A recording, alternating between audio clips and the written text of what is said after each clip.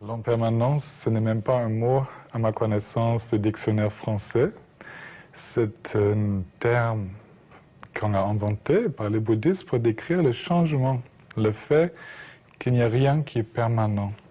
Donc pour nous, ça signifie toute la vie, description de la vie de l'angle de celui qui s'attache à la permanence et qui découvre l'impermanence des choses.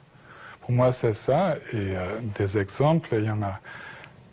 Tout ce qu'on regarde est un exemple pour l'impermanence. Je regarde moi-même, mon visage.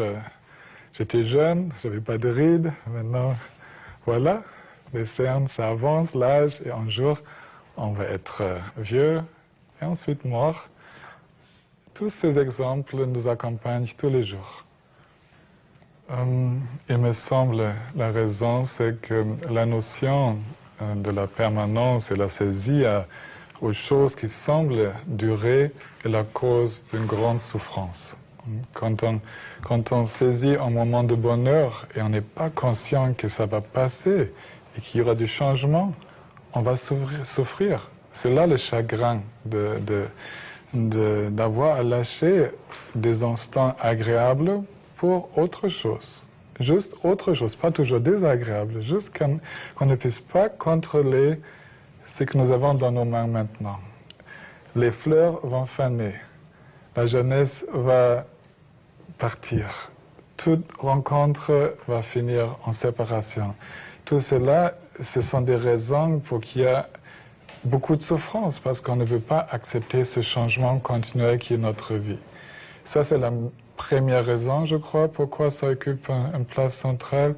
Et la deuxième, c'est grâce à l'observation de ce changement, on arrive à des conclusions très importantes sur la réalité, que finalement rien, nous-mêmes, nos pensées, nos émotions, notre être fondamental, mais aussi des choses de l'extérieur n'ont pas de substance, parce que tout change à tout moment. Et cette compréhension de non-substance, de non-existence véritable dans le sens de noyau qui ne changera jamais, ça c'est très important dans le bouddhisme. Ça c'est ce qu'on appelle la vacuité, l'absence du soi. Donc pour ces deux raisons, pour éviter la souffrance et pour arriver à une compréhension plus profonde de la réalité, c'est pour ça que je crois que ça occupe une place centrale. C'est peut-être un travail sur le corps, l'esprit. Oui, on commence avec le corps. Ça, c'est la base. On commence en s'asseyant dans un fauteuil comme ça, en respirant, en restant conscient avec la respiration, le va-et-vient du souffle, et on remarque le changement. Il n'y a pas un souffle qui soit pareil que l'autre. Et on remarque en même temps tout ce qui change dans le corps. Et sur cet arrière-plan, on remarque ce qui change dans l'esprit. On remarque les pensées qui s'élèvent. Et ensuite, on peut regarder devant soi. Donc les autres, la nature, ce qui nous entoure. On regarde juste la poussière qui tombe par ce rayon de soleil. Tout ce qu'on regarde, rien n'est comme c'était juste avant. Tout change. Il y a des changements qu'on voit qui sont presque imperceptibles à nos yeux. Il faut regarder sur de plus grandes distances. D'autres changements, c'est vraiment à chaque seconde. On regarde la nature.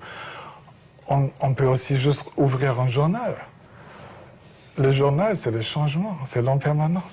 Alors, inversement, quel impact peut avoir cette prise de conscience de l'impermanence sur nos pratiques dans le bouddhisme? L'impact, il est très fort. Quelqu'un qui a pris conscience de ce changement, de la non-permanence, il va entrer dans une situation sans cette croyance qu'elle va durer. Quand on se lie avec une personne, on sait que tout va changer. On ne peut maintenir rien de stable dans cette relation. Il faut être frais d'un jour à l'autre pour découvrir ce qui amène la vie. Donc, il y a toute une ouverture qui se crée grâce à cette prise de conscience de l'impermanence. Il y a des lâcher-prises qui deviennent beaucoup plus faciles quand quelqu'un meurt, quand il y a un chagrin. Alors justement, en quoi le fait de méditer sur l'impermanence et la mort peut être plus une source d'apaisement que de tristesse? Alors le départ de quelqu'un, c'est jamais une source de joie, rarement. Mais ça ouvre pour autre chose qui peut arriver. C'est un nouvel début. Et ça, ce n'est pas une surprise. Ce qui est le plus dur, c'est quand on lutte contre le vent de la vie ou le fleuve de la vie, quand on veut lutter contre et ne pas accepter le changement, là, quand la force de la vie nous montre qu'elle est plus forte, là, c'est dur. Et quand on arrive à, comme vous dites, nager, on apprend à nager avec le fleuve, c'est beaucoup mieux, c'est beaucoup plus facile. L'esprit est beaucoup plus léger et plus joyeux. Être conscient de changement fait que nous lâchons plus rapidement ce qui vient de se passer et nous sommes plus prêts à accueillir ce qui vient. Et ça, c'est une légèreté du cœur, de l'esprit qui s'installe, qui rend l'esprit disponible à ce qui vient, là maintenant, ce qui va être, sans être tellement préoccupé avec ce qui était déjà et ce qui va être dans un futur lointain. Et cette légèreté-là est peut-être le plus grand changement grâce à cette pratique avec l'impermanence. Alors, est-ce que le fait d'envisager l'impermanence et la mort permet de développer chez nous un sentiment d'urgence qui génère en fait une envie de changement, tout simplement? Tout à fait. C'est d'ailleurs pour cette raison-là, pour ce sentiment d'urgence, que d'abord on enseigne sur l'impermanence dans le bouddhisme, parce qu'on souhaite que chacun prenne conscience de sa mortalité, que nous ne pouvons pas savoir quand on meurt et qu'il faut maintenant vivre ce qu'on a envie de mettre en place, de vivre aujourd'hui. Que ce n'est pas sûr que j'aurai le temps des années pour faire les choses importantes si je ne les fais pas aujourd'hui. Et ce sentiment d'urgence accompagne un pratiquant bouddhiste tout le long de sa vie. Et il se fait le rappel plusieurs fois par jour, sinon plus souvent encore, tout le temps. Alors, Lama Lungdrup, comment faire face à ces attentes, justement, quand on est sur la voie du changement? Parce que ce n'est pas facile à faire, quand même. Toutes les attentes s'écroulent. Les attentes vis-à-vis de l'impermanence ne peuvent pas tenir debout, parce que la vie prouve que les choses viennent autrement que l'on a pensé. Et même l'attente de s'éveiller un jour, trouver le grand éveil, ce sera une illusion. Parce qu'il n'y a pas un éveil stable. Même l'éveil, ce n'est pas quelque chose, un truc qu'on pourrait réaliser. C'est cette ouverture totale de l'esprit dans le changement. Dans les attentes, il faut en finir avec. Et ce sera grâce à l'impermanence qu'on va le faire. Alors, est-ce que vous avez de petits conseils à donner, justement, pour faire face à ces attentes? Je crois notamment que vous avez un ami qui vous accompagne. Je vous ai parlé de mon ami. Oui. Le petit esclette sur l'épaule. Expliquez-nous un petit peu en quoi il nous aide justement à faire face à ces attentes. Ce sont des conseils de nos maîtres qui disent « Pensez souvent à la mort, ce sera le meilleur conseiller ».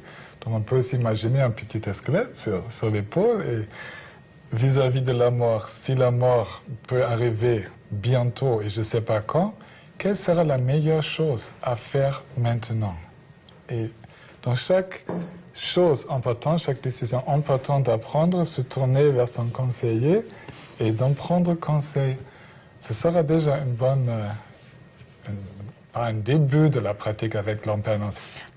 Quand on pratique cette vigilance dans le mouvement, on se réjouit de faire bouger sa main. Il y a une joie de parler, il y a une joie de se promener dans l'espace, il y a une joie de vivre la pluie, le soleil. Ça, c'est, je dirais, la beauté dans l'action, de l'action, être bien présent à ce qui est maintenant et rien d'autre. Et c'est une profonde source de joie et de plénitude, on pourrait dire. Lama Lungdrup, est-ce que vous souhaiteriez rajouter quelque chose pour conclure cette émission justement sur l'impermanence et le bonheur? Oui, ça évoque un peu comment le Bouddha a défini le bonheur. Lui, il a parlé surtout en absence de ce qui crée la souffrance. Donc pour nous, les pratiquants bouddhistes, La joie, le bonheur, c'est l'état naturel de notre esprit qui se manifeste dès qu'il n'y a pas de la saisie, dès qu'il n'y a pas un esprit étroit, le cœur étroit. Quand tous les empêchements sont enlevés, la joie et le bonheur sont naturels. Ils n'ont pas besoin des causes pour se manifester.